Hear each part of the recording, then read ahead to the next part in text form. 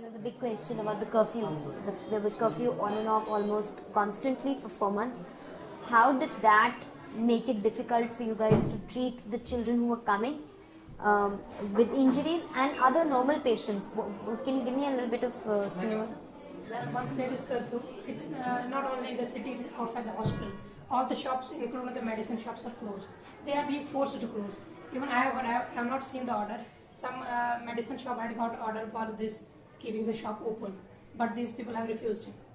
Orders have to be got from the police, not from the administration. Not from the curfew pass that we carry this time, which I can show, which is just a slip of paper, is nothing in their eyes. It's a tissue paper. They are saying that when our SSP, when our DIG gives you a certificate that you are a doctor, then you can go to the hospital. Our OPD used to be around 1,500, and during the curfew staff day, members? No, I mean outpatient department. Okay. It drops to hardly around 20 patients. 1,500 on a normal day, and say 20 patients on a day which you. Please give me some personal instances, some examples of how did you guys cope during the curfew. Some stories. Let me tell you, on Eid day, which is supposed to be one of the most peaceful days and auspicious days. For after 7 days after that, we have not had tea, we have not had bread, we have not had anything other than the vegetables that we grow in our own garden, because we could not venture out, even being doctors. We could not, for 7 days, this is my experience. You were telling me that in 2008 there was some firing on doctors. Tell me a little bit about that incident. I think it was almost, because that day we got majority of the patients on one day only. It was the start of that Muzaffarabad Chalo program. And August 10th, 12th. Yes, it was around 11:30. We had got by that time around 200 patients. So we had set up a ward separate for them. And around 30 doctors were there. The doors were being manned by people only, because they showed the discipline that time. Yes, they are treating, let's give them the space. Then what happens? The injured are being treated. We are seeing which patient needs to go to the theatre, which patient needs to, it's called a system, it's called triage.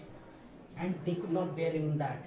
They fired on that ward only, they fired on the doctors there. I was one of them. We nearly choked to death, because the door was closed from outside, unfortunately. We almost died because of that suffocation. Then I crawled to the door, opened it. We just thrust everybody out, because the firing was still continuing for at least 10-12 minutes. It was on the ward in which they knew only patients and attendants and doctors are there. There have been complications from delay in the reach of the doctor to the hospital and delay in reaching the patient to the hospital. And sometimes we are not allowed to come.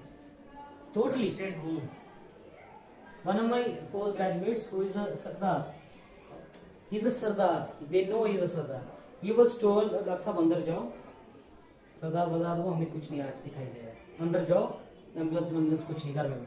Their argument is always that we try to aim for the legs, but they duck, and that's why they get those. I think that is the silliest. Why should they die? Explanation that they are running. Why I think a better option would have been using those rubber bullets, because we have seen people. They are also causing fatal injuries. We had a patient in a unit with 3 rubber bullets, but he survived.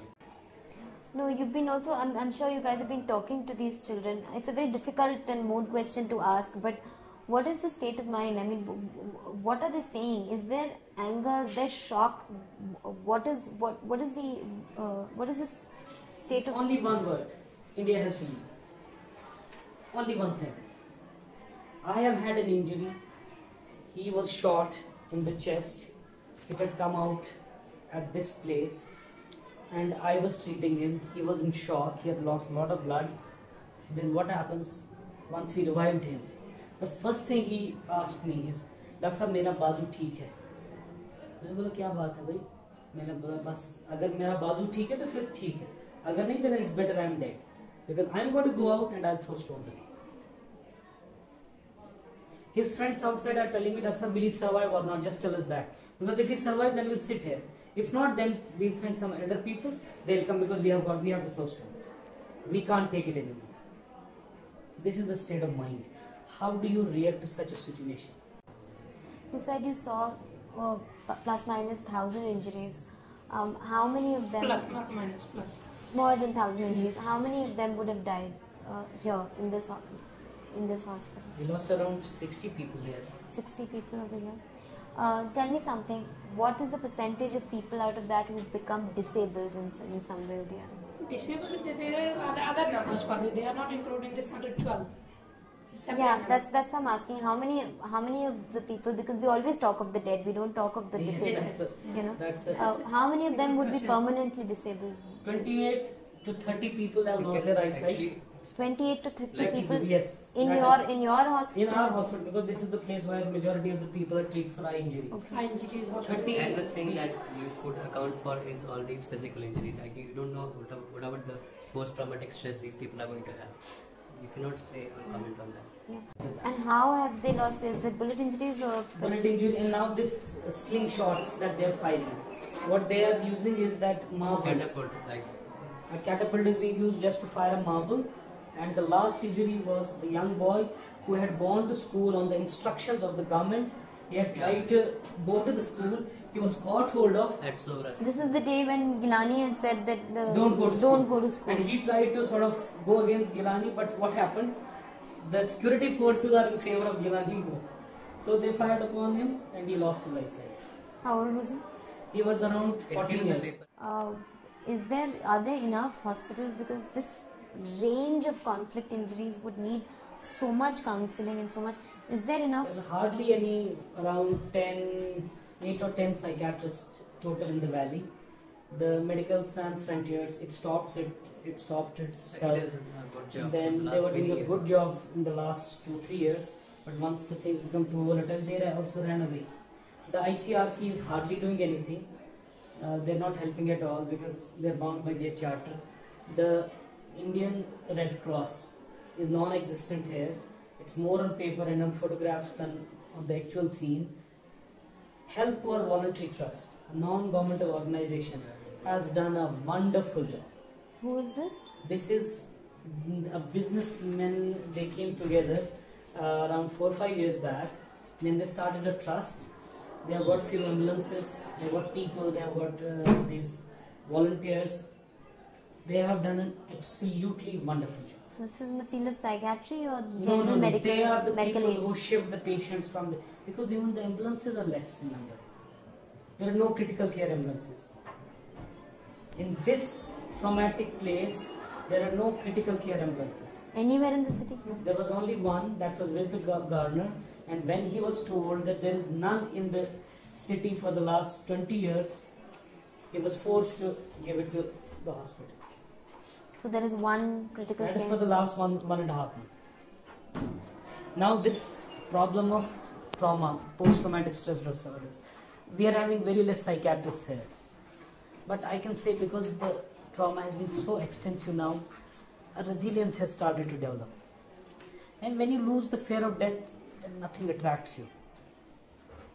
Like you expect a young person, say 15-year, 20-year-old boy, he should be going out, he should be having girlfriends and everything, going to cinemas. That all has vanished. The only thing he thinks is that I can't go to school. If I go to school, I'll get murdered. If I read at home, what is going to happen to me because there is no job available. So what he thinks, okay, fine, I just want to take out my anger on the road. Till this thing remains on the stone building, we have some ray of hope. But once it goes on beyond that, if these people come out with guns and all those things, then I think. Now, in the last 4 months, it must have been tough. Oh, it because- has been hell for all of us. There have been instances when we have left the hospital after 2 days, 3 days. Because the amount of work was so much that we could not dare to go home. We have a very short memory. We do tend to forget quite easily what happened in 2008, but I can assure you that last 4 months have been quite difficult. Last 3.5 months, leaving aside last 10 days, I would say. 10 days it has been quite calm. No, we have not seen that many injuries. Was it more difficult to treat militants? I mean, was it that? I tell you, I have not seen a militant. Maybe that was the one who won 15.